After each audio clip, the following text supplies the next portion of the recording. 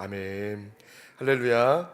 하루의 첫 시간을 주님 바람을 시작하신 우리 모든 성도님들과 또 영상으로 예배하는 그 자리에도 하나님의 은혜가 함께 하시기를 주님의 이름으로 축원합니다. 오늘 말씀의 제목은 하나님 앞에 서는 예배자입니다. 하나님 앞에 서는 예배자라는 제목으로 함께 은혜를 나누고자 합니다. 오늘 말씀은 크게 네 부분으로 나눌 수 있습니다. 먼저 1절에서 10절은 분향할 제단입니다. 1절에서 10절은 분향할 제단, 즉 분향단입니다. 11절에서 21절까지는 회막 봉사에 쓰는 속전과 물두멍입니다. 11절에서 21절은 회막 봉사에 쓰는 속전과 놋 물두멍입니다. 22절에서 33절은 거룩한 관유입니다. 거룩한 관유입니다. 끝으로 34절에서 38절은 거룩한 향을 올리라입니다. 거룩한 향을 올리라입니다.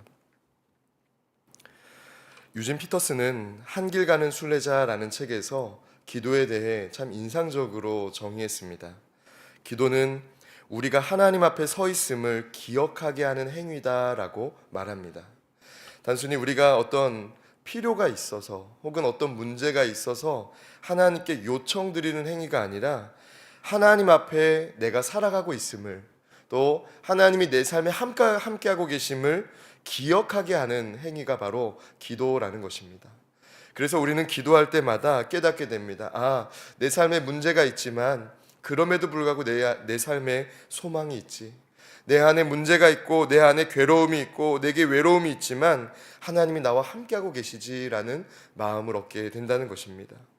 사랑하는 성도 여러분, 오늘 우리가 어느 자리에 있든지 혹은 어떠한 평가를 받고 있든지 하나님이 우리와 함께하고 계심을 인하여서 다시금 소망의 사람으로, 다시금 하나님의 일을 감당하는, 또 하나님의 은혜로 서는 믿음의 사람 되시기를 주님의 이름으로 축원합니다.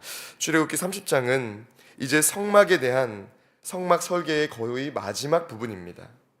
이미 번제단과 성소와 지성소의 구조는 완성된 상태였습니다.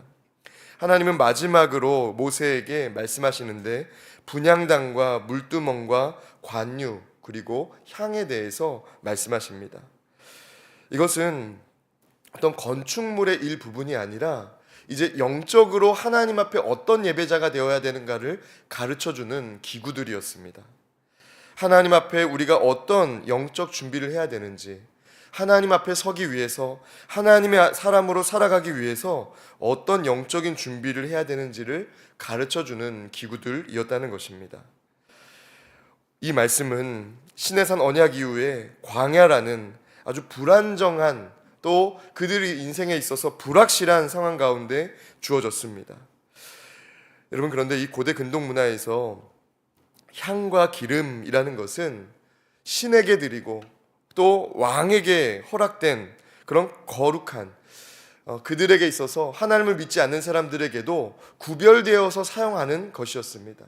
향을 피운다든지 아니면 기름을 붓는다든지 하는 것은 고대 근동 문화에서는 아무 사람에게나 하는 것이 아니었다는 것입니다.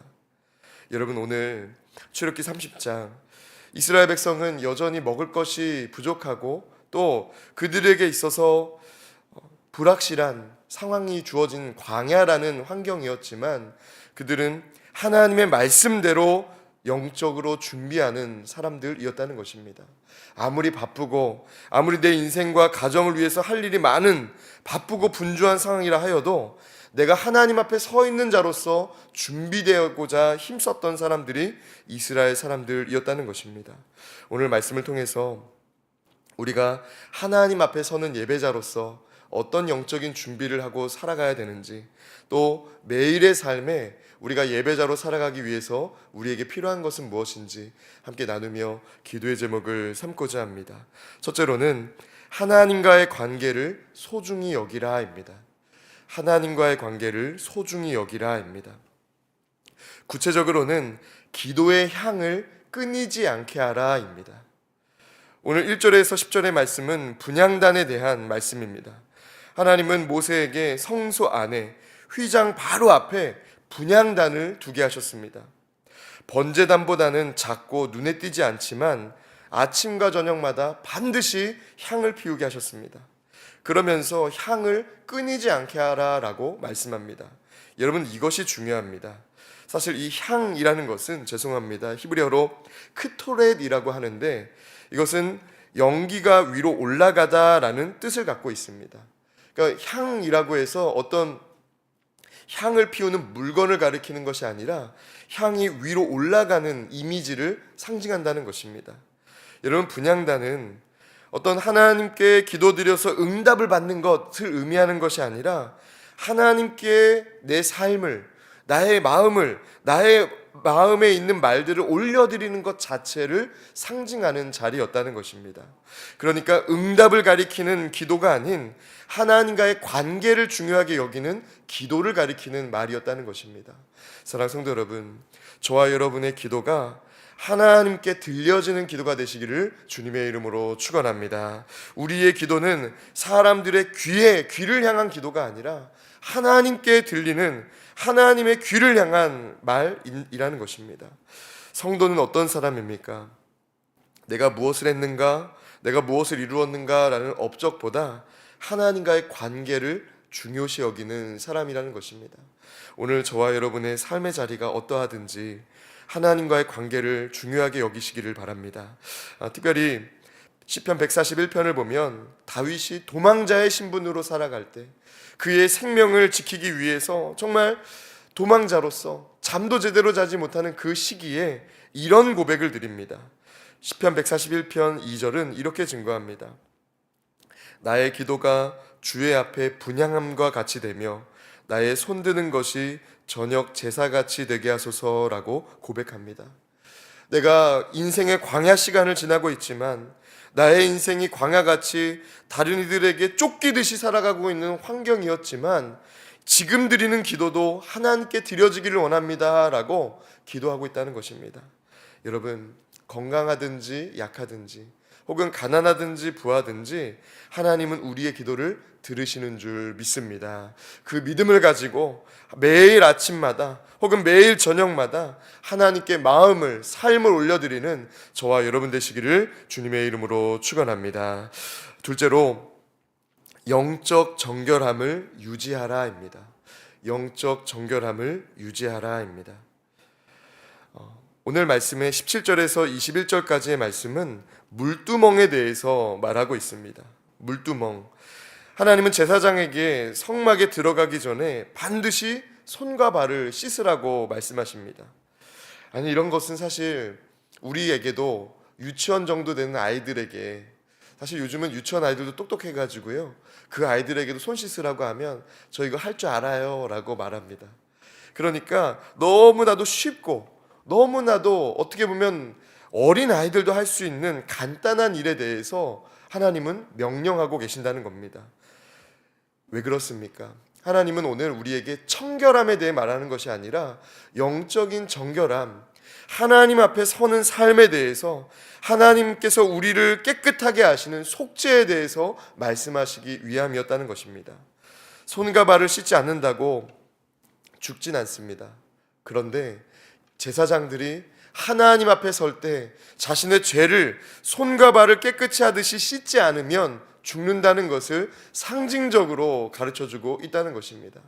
여러분, 이것은 우리에게 영적인 정결함에 대해서 깨어나게 합니다. 다시 한번 하나님 앞에 내가 어떤 인생으로 살아가고 있는가, 하나님 보시기에 깨끗한 인생, 깨끗한 마음, 깨끗한 삶을 갖고 살아가고 있는지를 돌아보게 한다는 것입니다. 여러분, 유대인들은 안식일 전날이 되면 그리고 안식일이 되면 이렇게 손을 씻습니다. 그런데 그것은 단순히 손을 깨끗이 하기 위해서가 아니라 자신의 마음을 정결하기 위해서 씻는다고 합니다. 여러분, 이 씻다라는 것의 히브리어 라하츠는 일회적으로 한 번 씻는 행위를 말하는 것이 아니라 깨끗하게 유지하도록 반복적으로 씻다를 의미하는 표현입니다. 그러니까 오늘 말씀에서 하나님이 원하시는 이 손과 발을 씻는 행위는 일회적인 회개가 아니라 지속적으로 하나님 앞에 우리를 깨끗하게 하며 살아가는 성화를 가리킨다는 것입니다.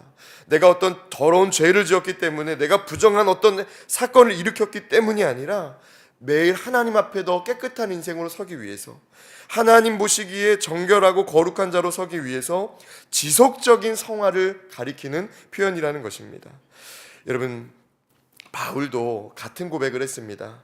고린도전서 15장 31절의 말씀을 보니까 이렇게 증거합니다. 형제들아, 내가 그리스도 예수 우리 주 안에서 가진 바 너희에 대한 나의 자랑을 두고 단언하노니 나는 날마다 죽노라 라고 말합니다. 여기서 이 죽다라는 것은 실제로 자기의 생명에 위협이 되는 일들을 한다는 것이 아니라 하나님 앞에 영적인 정결함을 유지한다는 것입니다.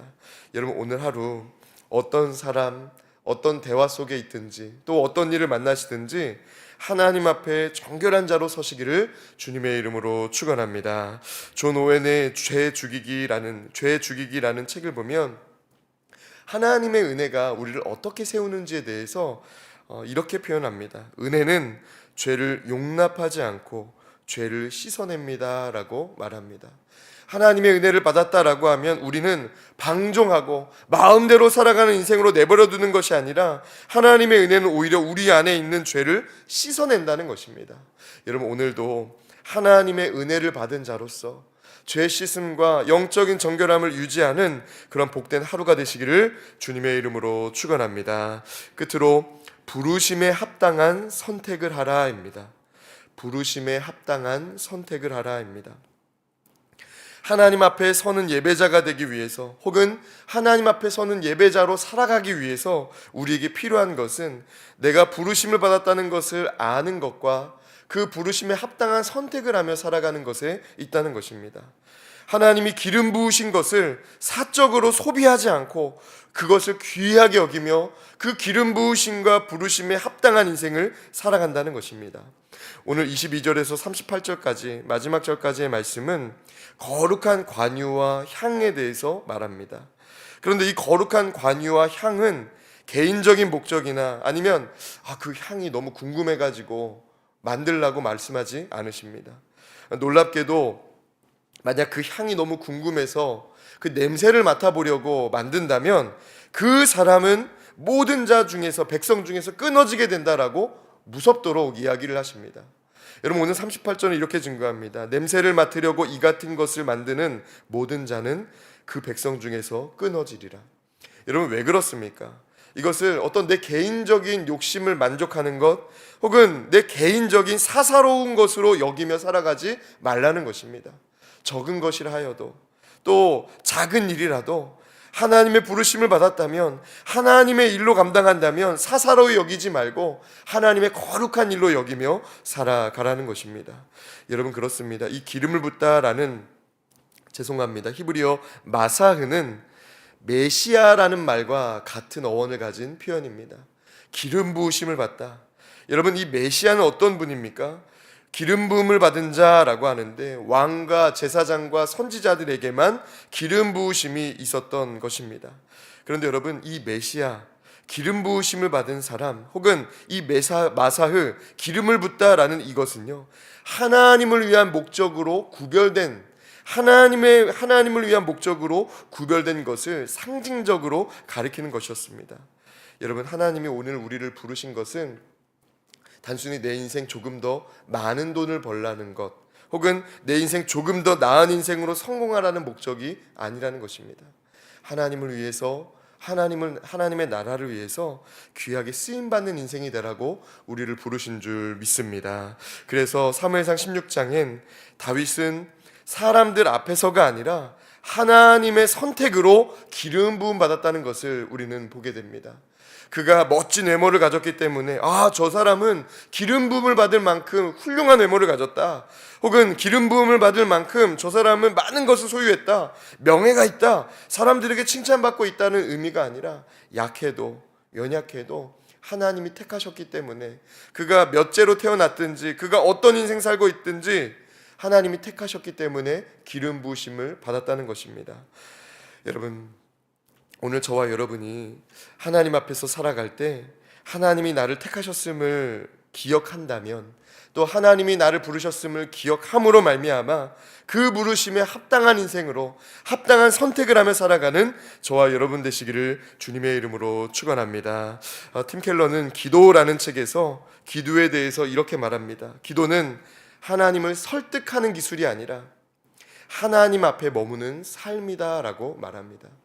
여러분, 오늘 우리가 부르심에 합당한 사람으로서 기도하며 살아간다는 것은 하나님 저를 부르셨기 때문에 제 마음대로 해주셔야 됩니다, 제 욕심을 채워주셔야 됩니다 라는 식의 하나님을 관철시키고 내 마음대로 조정하려는 그런 기술이 아니라 내가 하나님 앞에 머무는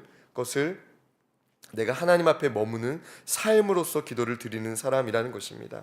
여러분, 오늘 저와 여러분의 하루가 하나님 앞에 예배하는 자로서 하나님을 미소짓게 하는 예배자로 살아가시기를 주님의 이름으로 축원합니다. 함께 기도하겠습니다. 살아계신 하나님, 오늘도 우리에게 건강 주시고 선한 믿음 주셔서 하나님 앞에 선 예배자로 서게 하심에 감사를 드립니다. 주님, 오늘 우리가 어떠한 일을 마주하든 어떤 사람들과 대화를 하든 또 어떤 평가를 받든 내가 하나님 앞에 선 예배자라는 것을 기억하며 하나님 앞에 부끄럽지 않은 인생 살아가는 복된 하루가 되게 하여 주시옵소서. 특별히 오늘 주일 예배를 드리는 가운데 하나님, 어떠한 일이 있어도 또 어떠한 형편 가운데 있어도 기쁨과 감사와 자원하는 마음으로 하나님 앞에 서는 거룩한 예배자 되게 하여 주시옵소서. 주님 앞에 구별된 마음으로 예물 드린 손길이 있습니다. 이 예물에 담긴 하나님을 향한 간절한 기도의 마음을 이미 아시는 줄 믿사오니 주님, 하늘에서 들으시고 이 땅에서 하나님의 신령한 것과 땅에 기름진 것으로 채워 주시옵소서. 주님께서 인도하실 줄 믿으며 예수 그리스도의 이름으로 기도드리옵나이다. 아멘.